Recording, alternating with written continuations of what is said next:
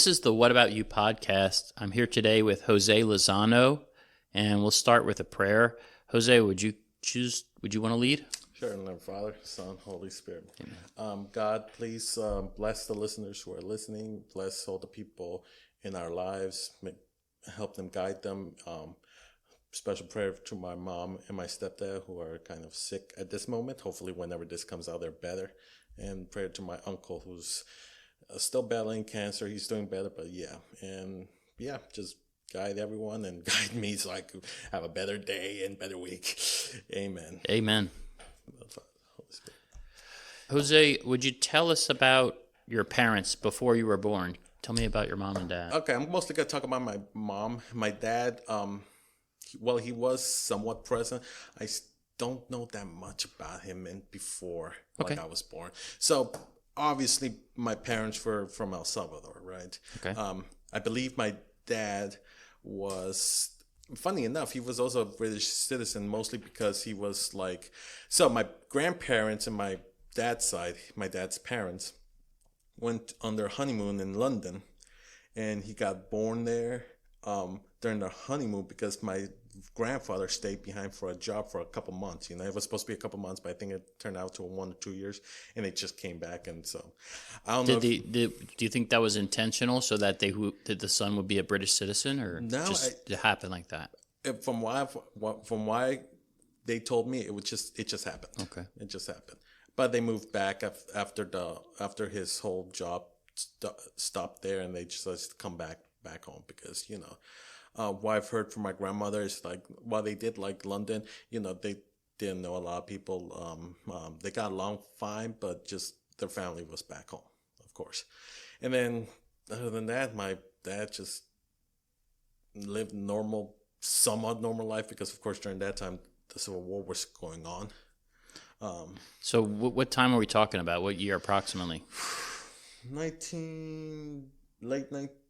Early 1970s.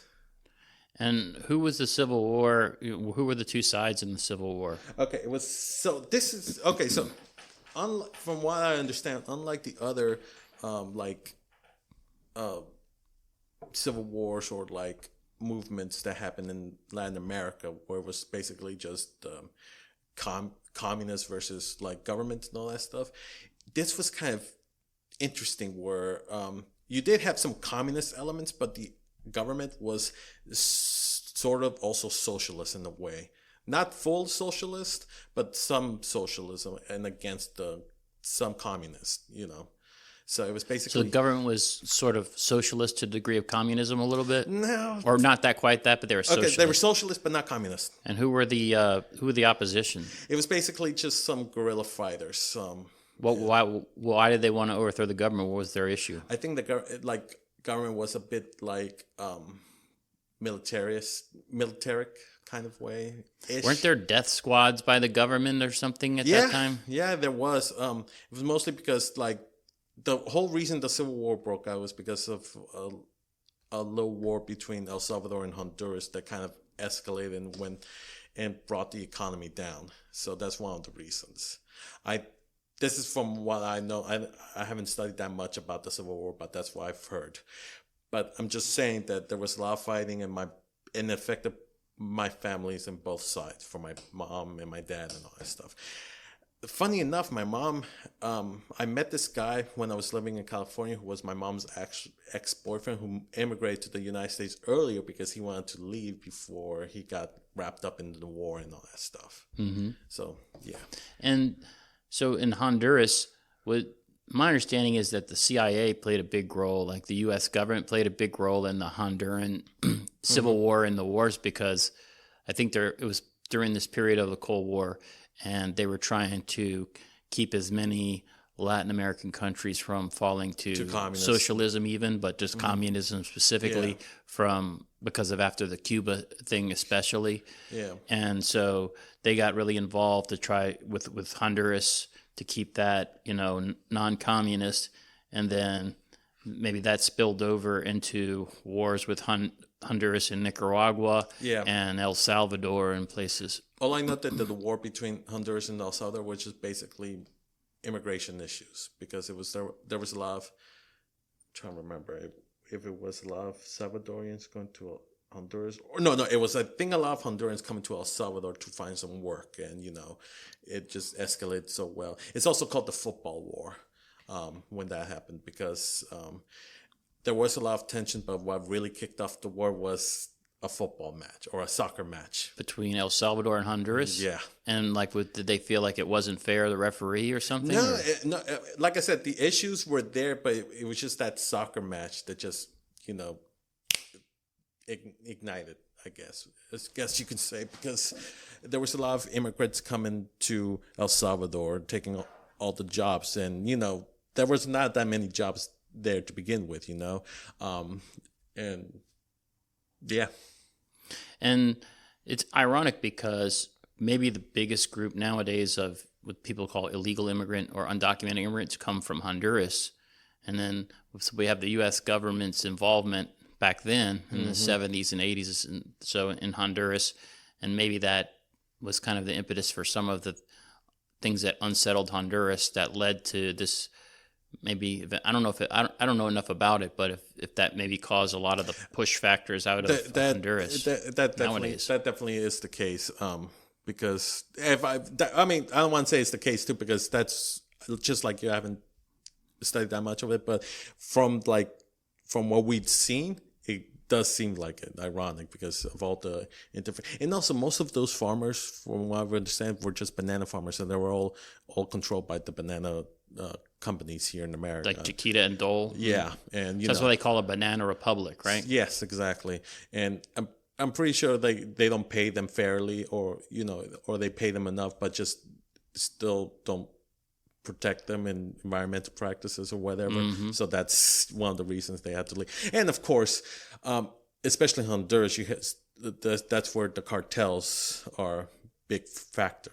I mean, and the difference between Honduras and El Salvador is, while both were crime-ridden, Honduras was more organized crime, while El Salvador was just more chaotic crime, if you want to say. You had a problem with the cartels in Honduras. You just have problems with just gangs in El Salvador. So my understanding is sometimes at that time there were secret U.S. government programs that work with the cartels, because they were both anti-communist. Mostly in Honduras. Like I said, the United States did not... I mean, they still interfered in the civil war in El Salvador, but from what I've said, not that much compared to the rest of Latin America. Or at least the rest of the big names of Latin America. Because we all know that the big ones that the United States intervened with was Argentina, Nicaragua, Honduras, and yeah. And what year were you born? 1996. I'm either last year millennial or year one Gen Z. And what year did you leave El Salvador permanently? 01. November of 01. So were you 4 or 5? 5. So what memories do you have of life in El Salvador? Okay, the only thing that was pleasant was just everyday life. The unpleasant stuff was just school. I was a slow kid back in the day, even after I immigrated here in the United States. Something about school back when I was younger just didn't click with me. Very ironic how I'm big in schools right now. But yeah, okay. So one thing I will say is that my family, we own a farm, we own some animals, and one of my fondest memories of every Friday after preschool, my grandfather always picked me up in his truck. My grandfather, my mother's side. Just letting you know, everything when it comes to talking about my family, extended family, it's mostly gonna be on my mom's side. Okay. So he will pick me up on his truck. We will go get some supplies for the farm before we head out early in the morning the next day. Early in the morning, we wake up at the crack of dawn. I'm just gonna say probably 5-6 o'clock in the morning. We get our stuff into the truck. We ride like a good 1 or 2 hours away to our farm, and we stop by a little town outside of that farm, or like a town where the farm is located, and just grab ourselves some pupusas. Have you ever heard of a pupusa? So So you know a tortilla, right? A Mexico tortilla is very flat and all that stuff, right? A tortilla outside of Mexico is a little bit more thicker, right? So a pupusa is basically a stuffed tortilla. So it's like you could put cheese and beans, that sounds pork, really good. and and that's my favorite dish. Why don't you don't see a lot of those around? Like somebody should make a Honduras. pupusa Here's the food thing: truck the majority of immigrants here in New Orleans is Hondurans, and they do have some restaurants that make pupusas. Just not very good. That's a business idea. Then, if you could learn from like your mom's side of the family how to make a great pupusa, and then you could open a food truck and make $1 million. But also the other thing is, the ingredients are different here than compared to El Salvador. You could adapt it to American taste, just like they do. However, I would like that because it's like a quesadilla essentially, but it's all sealed in, right? It is sealed in because basically, you get the masa. You roll into a bowl and then you put whatever you want. Masa's corn? The corn, like the corn flour and all grain? that stuff. Okay. Yeah, corn grain. That's the primary thing they use to make the pupusa. They stuff it as much. They roll it around, flatten out, and just, just makes a good sizzling. It's delicious and I'm getting hungry now. Yeah, I would like to try one of those. Yeah, okay. How do you spell pupusa? Do you know? Pupusas. Pupusas. Pusa. I'm going on Google just to double check. Can you make them with wheat flour instead? Yes. Yeah. Actually, I like wheat better than corn. I recently came, my last couple trips back to El Salvador as a grown up. Some restaurants are doing zucchini and rice based flours, or masa, or whatever you said, to try not I think you can do broccoli or cauliflower. I think. Yes, but the main thing that's taking off outside the normal kind of wheat masa, whatever you want to say, is zucchini based pupusas. Yeah. For me, that's still not for me. Like when I eat crap, Yeah. So it's good food, but health wise is it's crap. But yeah. Other memories of your youth in El Salvador? Anything else comes to mind? I was close with my cousins. My grandmother called us her three boys mostly. My cousins right now, one of them is also getting their master's as a lawyer, and the other one is about to become a dentist. Yeah. Oh, you have a very successful family, very well educated, and you're a teacher and you're studying for your master's degree yourself, right? Yeah. My lawyer cousin and me are probably gonna be the first in our family to have masters. Wow. Yeah. Yeah. Here's the thing: my grandparents, they didn't have much. They scraped by as much as they can. They had 5 kids in total, but they still provide them a good life, provide them as much as they can. It was their kids who actually went in and were the first to go and graduate college. My uncles, my mom, and my aunt. Yeah, I think that's one of the keys to life is, if you form a family with a woman is to, and you're lucky enough to have children, is to just make sure they have every opportunity, but not being spoiled, but every opportunity so that they could have a better life than you have, whatever that means, Yeah, and definitely, after all the hardships my mom went through here in the States, which we'll get into later, the way we ended up, still better with what my grandparents had when they were, going through. What your cousins? They live in El Salvador. They live in El Salvador, yes. And what's life like nowadays in El Salvador? Better, actually. Ever since the current president, locked up all the gangs and all. He took some extreme measures, like very extreme measures, like actually strip away the constitutional powers of the president, even disbarred Congress and the judge in order to get it done. Not a big fan of how he did it, but at least the results. But the results is good. More tourism has increased. Because people can feel safe going there now. Even in the past, like in the last couple of years, like the gangs were still kind of under control in a way. They did still do some crime, but not, it wasn't as bad as. What's the name of the main gang? MS-13. Yes. And so there's videos of him. They're all lined up or sitting down or something in prison and this and that. And I've heard a lot of the international sort of elite media or whatever, they criticized him and said, you know, these are harsh they don't like basically harsh tactics. They don't like. I think they don't like because there's one issue that I do have with it, because they will lock up anyone that has a tattoo, because that's like a big indicator. So I don't have any tattoos, but if I did have a tattoo, even if it's just like a regular Chinese symbol or some stupid like a comic book stuff, you know, they assume it might be a gang related thing. Yeah. So the reason why a lot of people are having problems is because they have locked up a lot of innocents, or at least people who the only association with the gangs were just family members that tried to help them out, or people who have left but they still have the tattoos, and you know. But I mean, it's not, if you're going to cook a meal, you know, if you're going to make some eggs, you have to. There's going to be a mess. Yeah, if you do it that way, there's going to be injustices that are going to occur, you know, intentionally sometimes, but maybe especially unintentionally. But if you don't do it, there's also going to be injustices that are going to occur, right? Yeah. So no matter what, you can no matter what, yeah.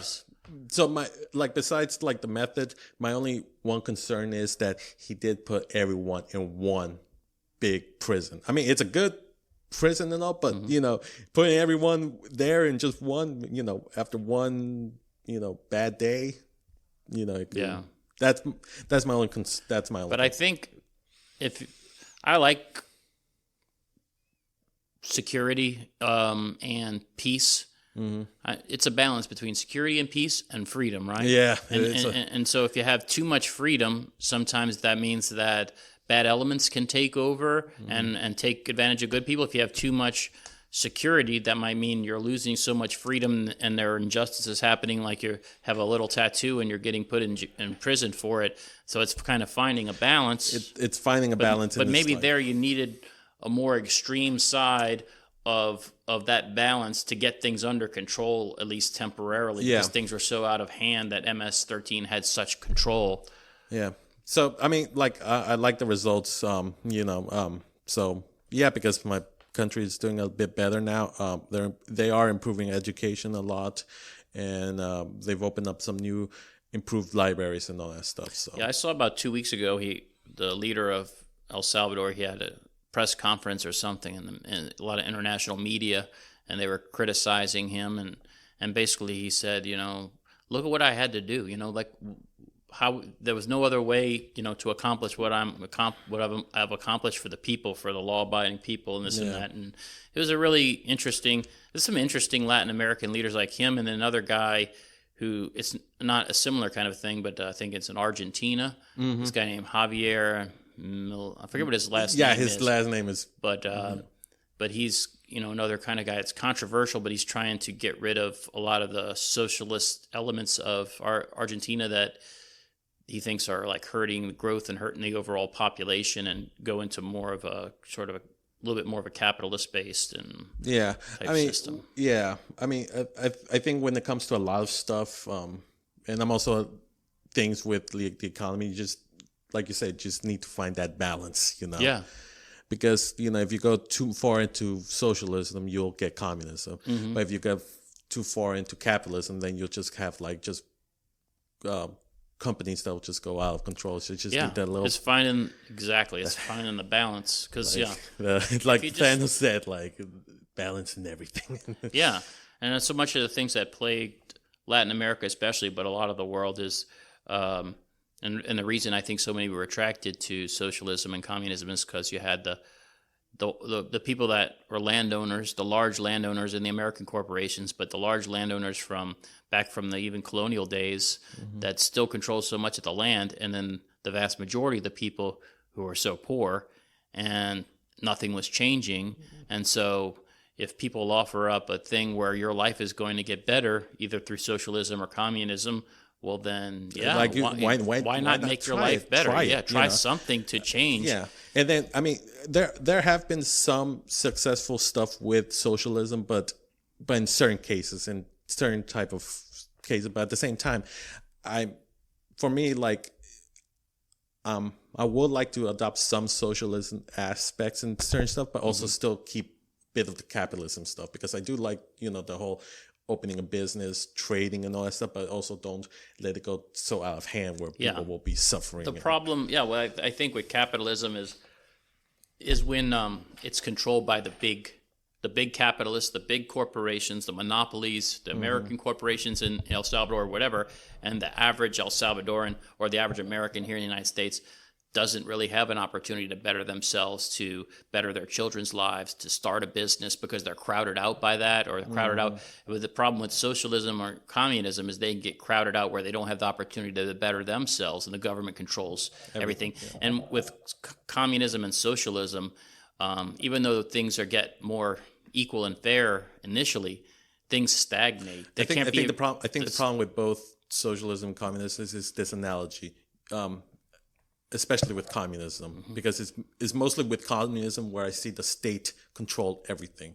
It's where you get, like, no matter what, if you go more into communism or capitalism, you'll still have one, like, big entity that will control everything. Yes. A company, in one case, in capitalism side. Or the Communist Party.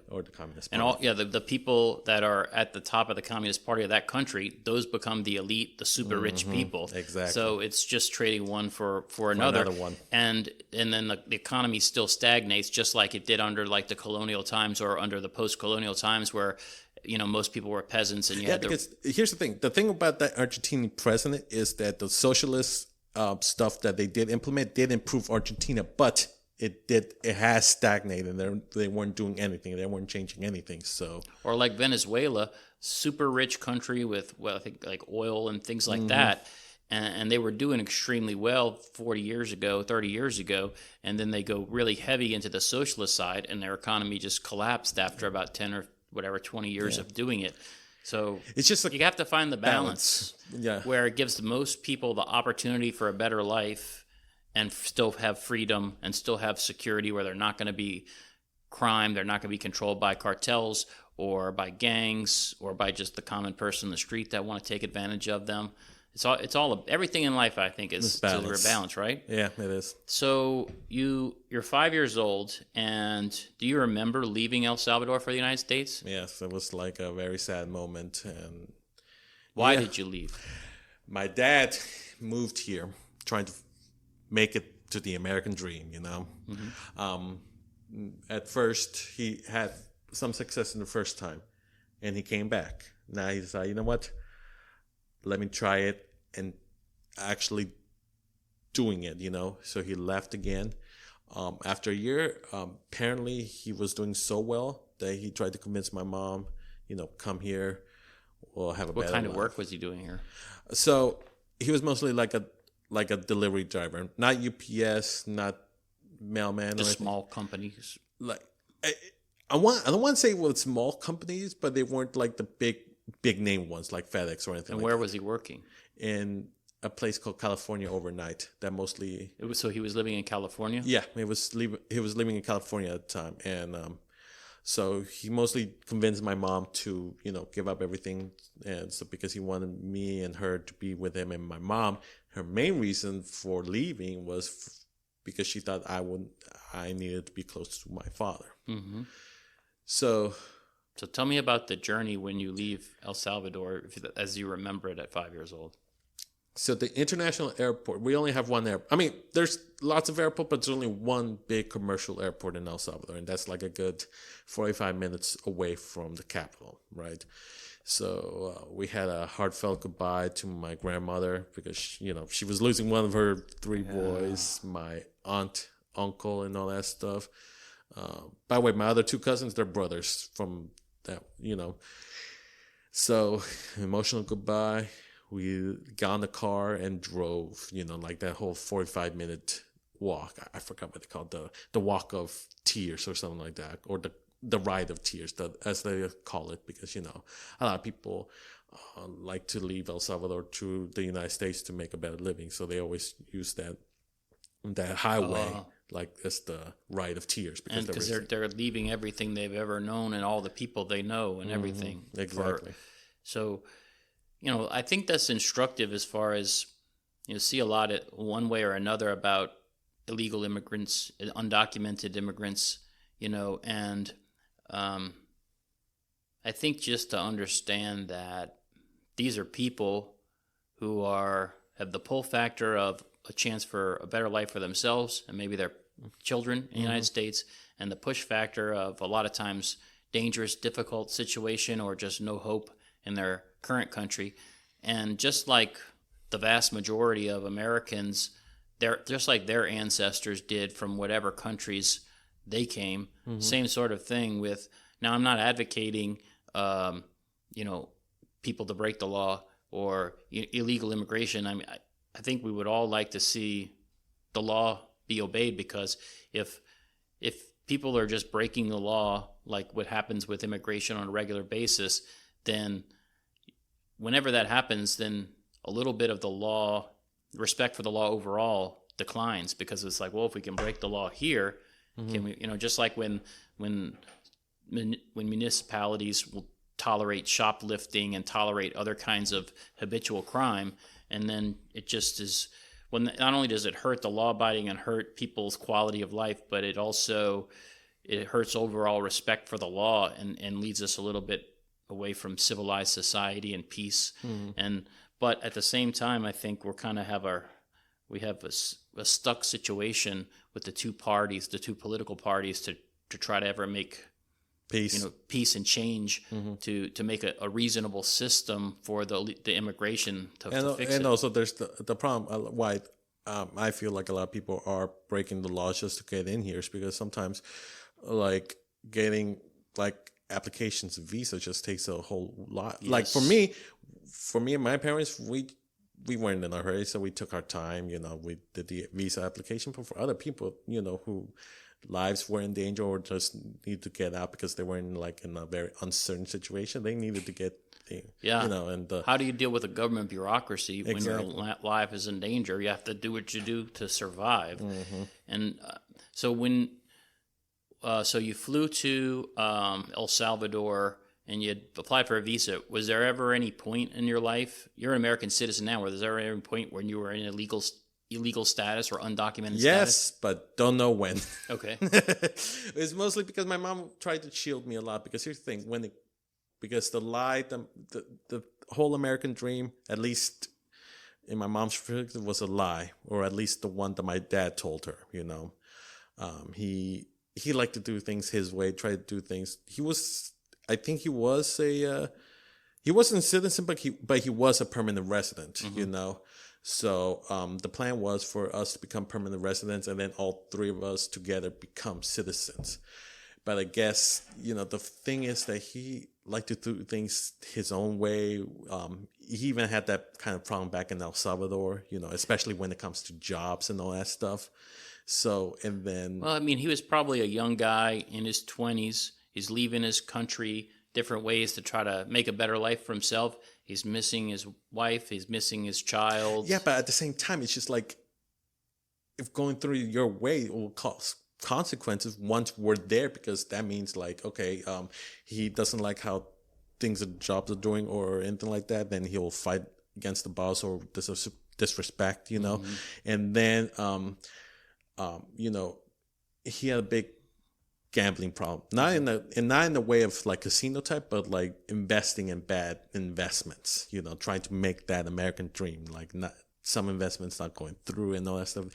Then it actually did lead to actual gambling, and then soon enough, I started living like in the Bay Area, like in the Kenner of San Francisco, like Oakland or someplace.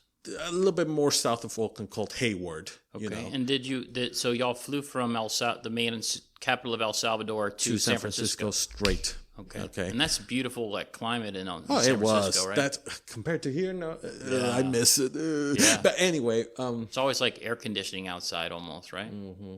Yeah, it wasn't uncomfortable or anything like that.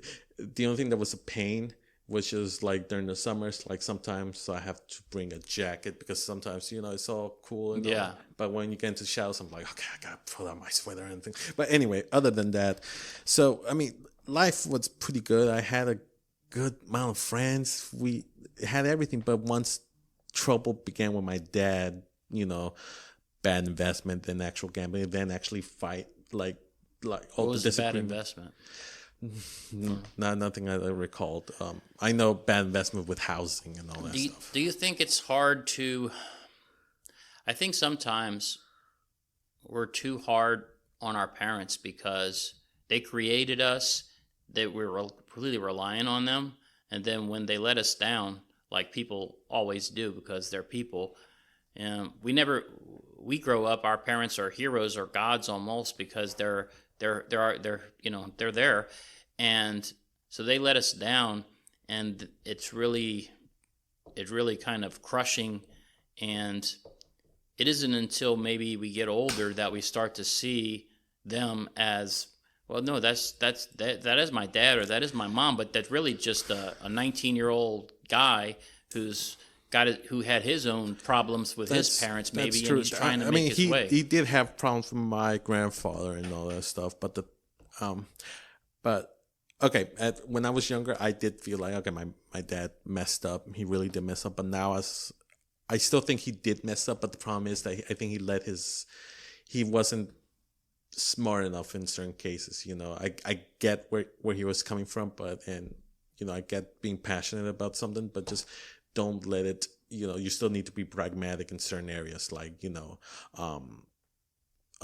most of this information is coming from my mom because, again, she was trying to make sure I wasn't worried about anything, just to make, my life good and all.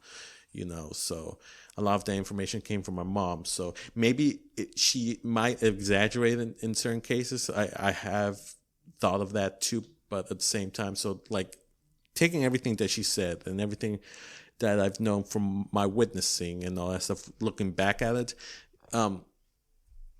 I guess my dad should have been a little bit more careful when it comes to some investments, or like try to be patient, because the thing is he wanted to get things done quick and all that stuff. So, but he's a young guy, and he's trying to do the best he could. He made mistakes, right? Yeah, I mean.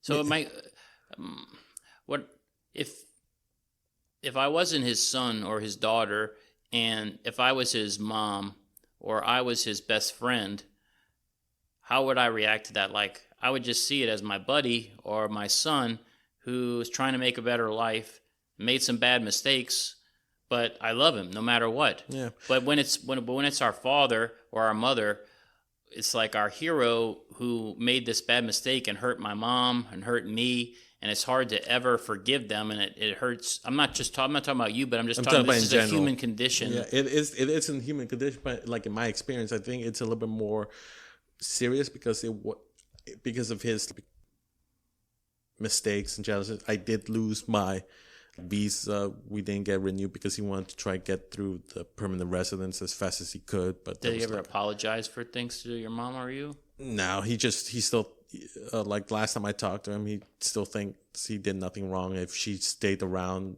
things would have been better. But don't you think though that when people think that you or I have done something wrong, a lot of times we disagree and they say, well, you're acting different, or you did this, you really, messed up. And you're like, well, no, I did this because da da da da da da. And you really think that way. So people a lot of times we see as bad guys. I'm not talking about our parents, but just we see them as bad people. They don't think of themselves as bad people. They're responding to life circumstances like the cards they were dealt and trying to do the best that they can based on how they were raised, who they are, and things. And I just think when we can understand that about our parents, our father, our mother, and, forgive them, be grateful to them for what they did give us, and forgive them and just say, hey, you're just a human being like me, and you are a young person, and you've made mistakes, and you'll continue to make mistakes, but I love you, and I forgive you for that.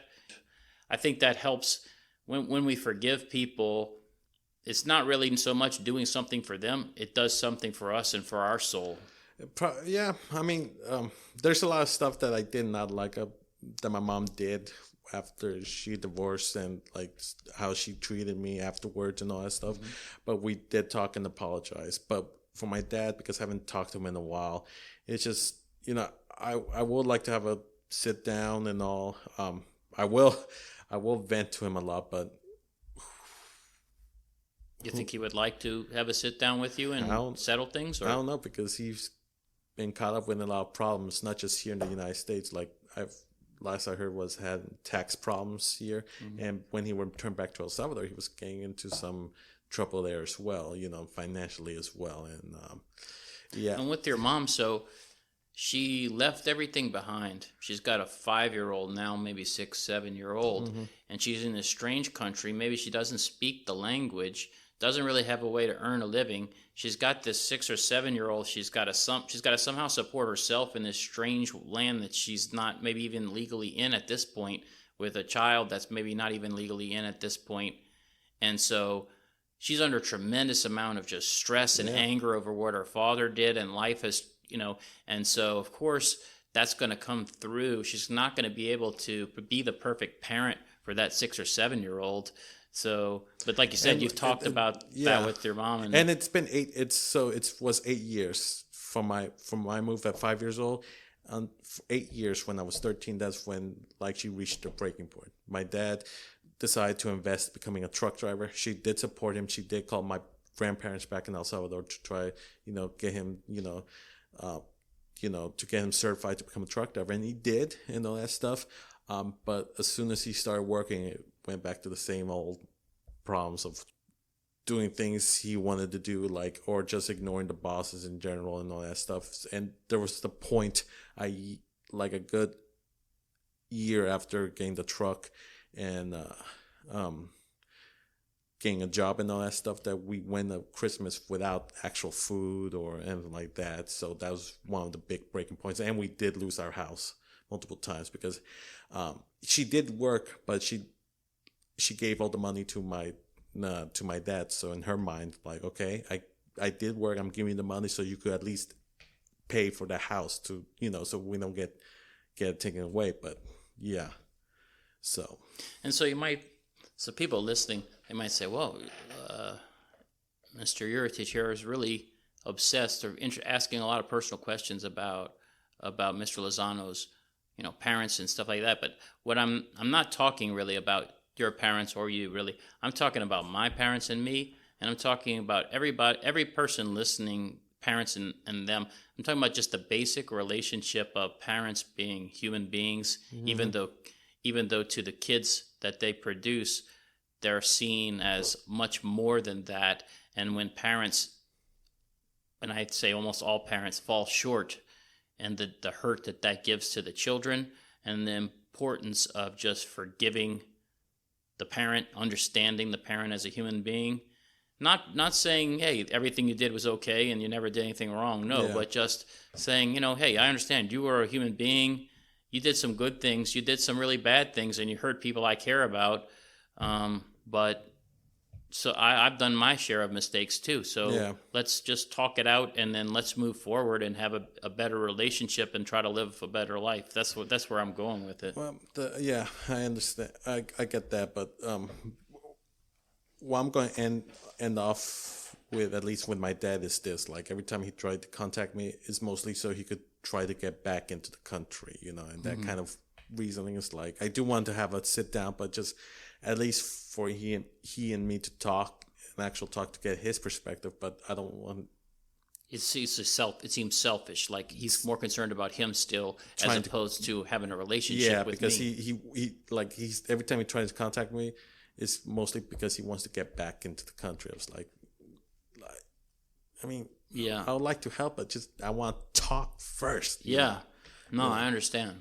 So that's well, let's shift gears then. So how do you get from Hayward to New Orleans? After my mom got at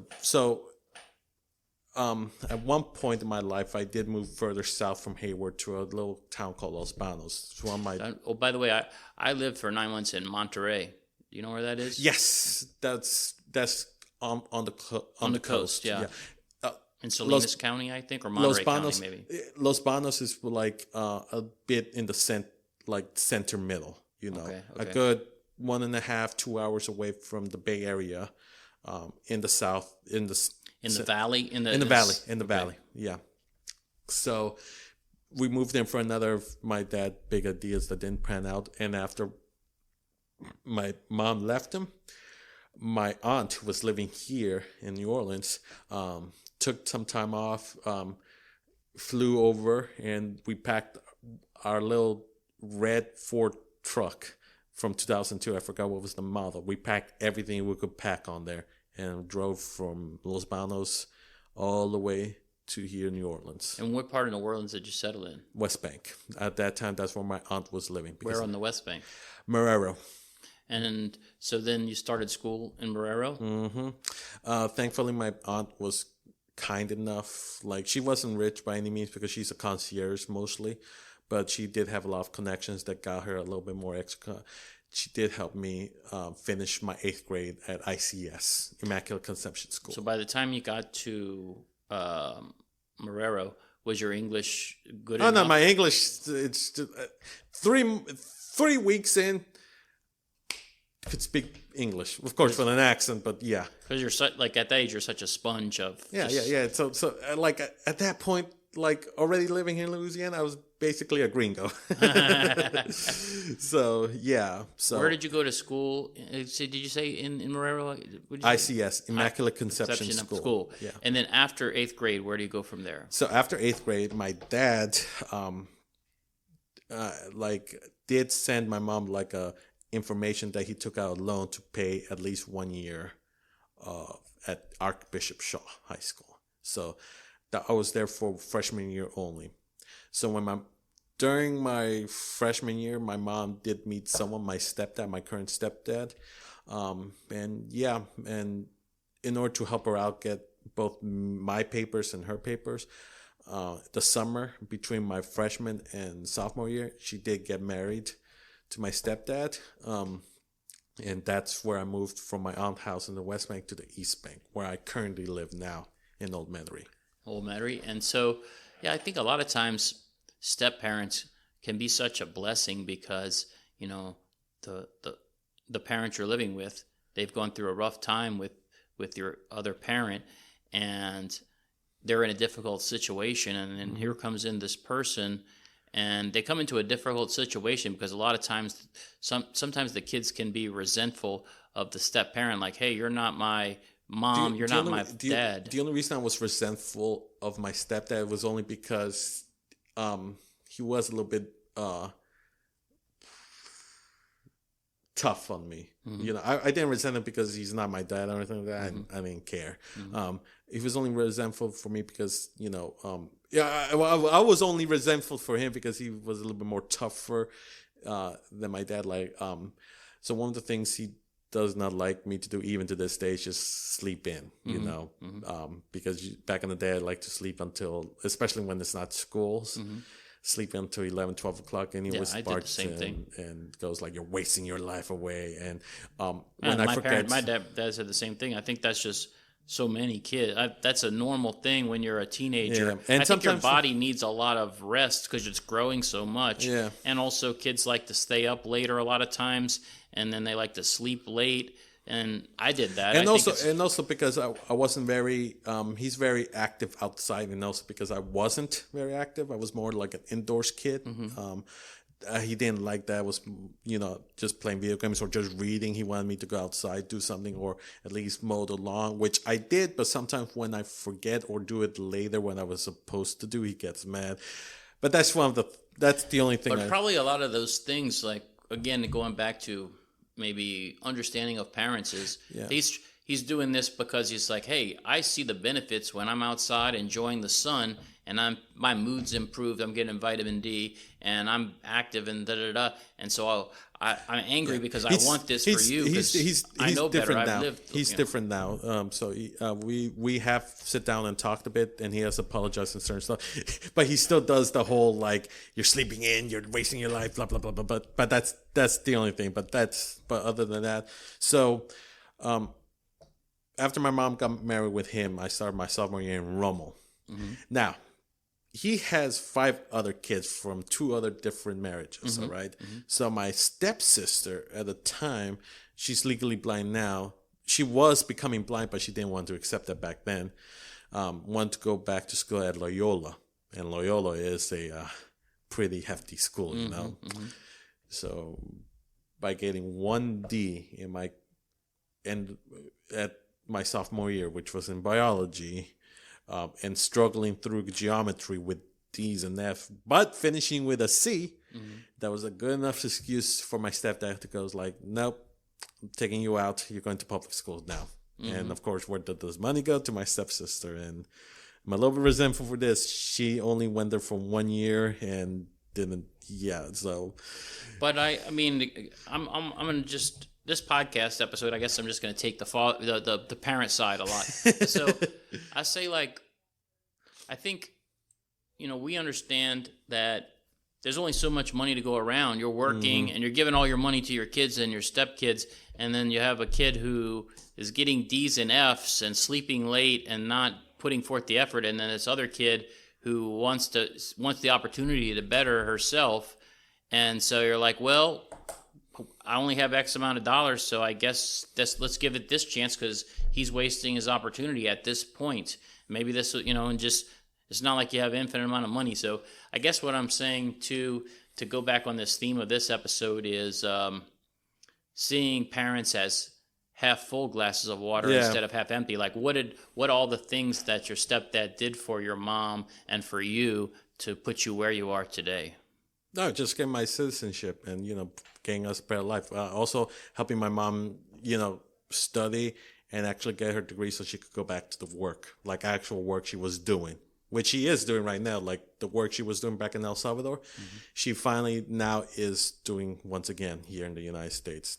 Took a long time because she needed to get her degree. Like it took a long time of school just to get the regular degree, and also a lot of ESL classes and, of course, the nursing program. So she's finally where she is. So she's in nursing. Yeah, she's a lab technician. Wonderful. Yeah, that's what she was doing back in El Salvador. Now that she's back at it again, so. And so, what school did you graduate high school from? Riverdale High School. And after Riverdale, where do you go?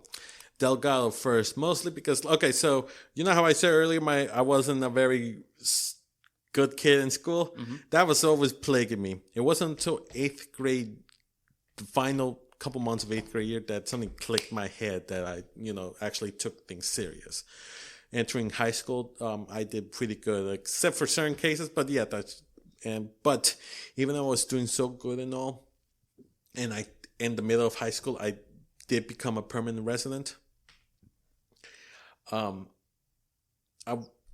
didn't focus enough in colleges enough, so I didn't apply for a lot of scholarships and all. And ACTs, standardized test was just a pain for me. So my ACT scores was not good enough for at least a good tops. Like I think I ended up my ACT scores with a 22, 23, which at that point pretty good.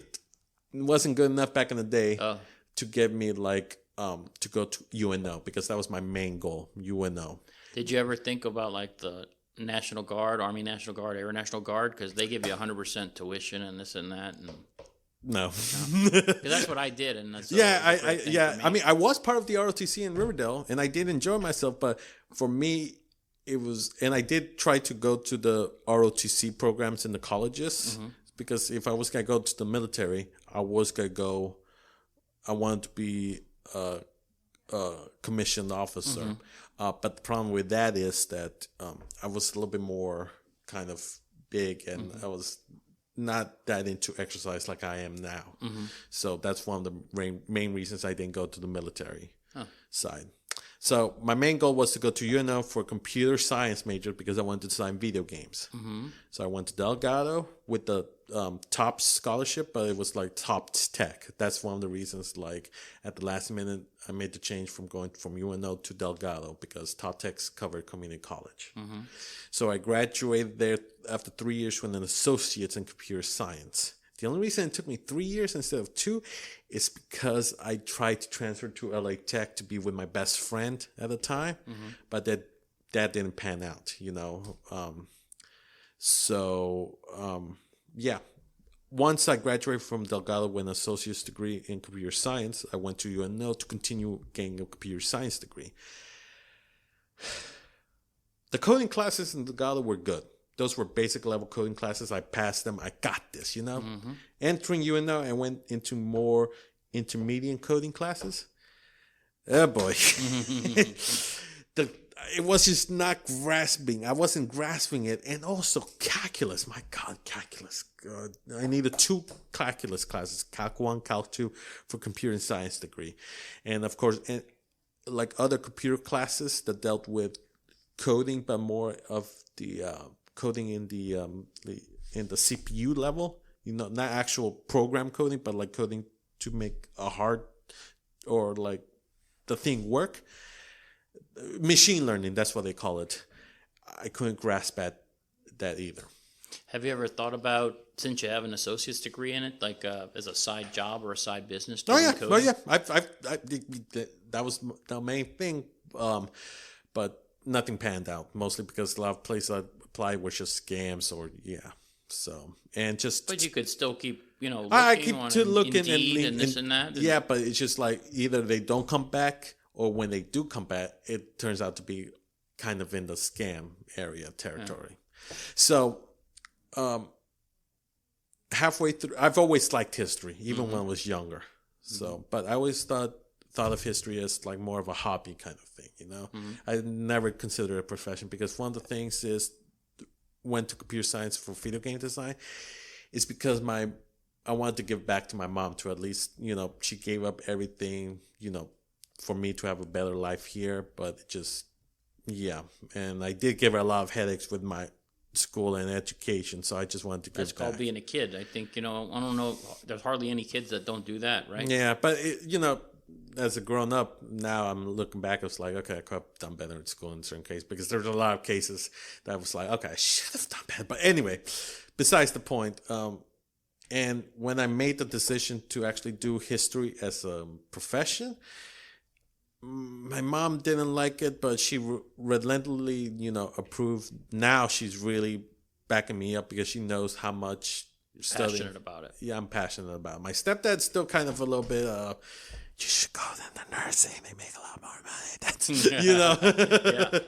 Well, because the parents, they want what's best for us, and they only see the money. They don't see the calling that you have, and they don't see the day-to-day 5 to 7 days a week, week in, week out of if you're passionate about something and you feel called to do it, that's what you have to do. You can't just, other people will see the dollars that come out as a result, that they don't see, what you're called to do. Exactly. And the lives that you're touching on a daily basis in your social studies classroom, just being you and being the example for and here are the young ladies. I am planning on bringing my mom here one day, just because she's interested in looking at the school and watching me work, because she just I'm planning on bringing her one day. That'd be great.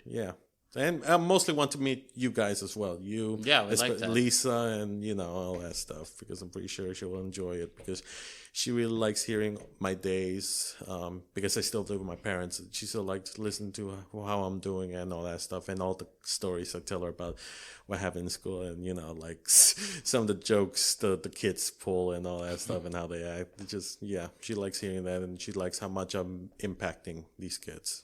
So I think it's easier, like, other people to see the impact we have than ourselves to see the impact we're having. We're selling ourselves short. We're seeing ourselves as a glass half empty. Yeah. But I think if we see ourselves and everybody else as a glass half full that we are, then that spreads too, right? Yeah.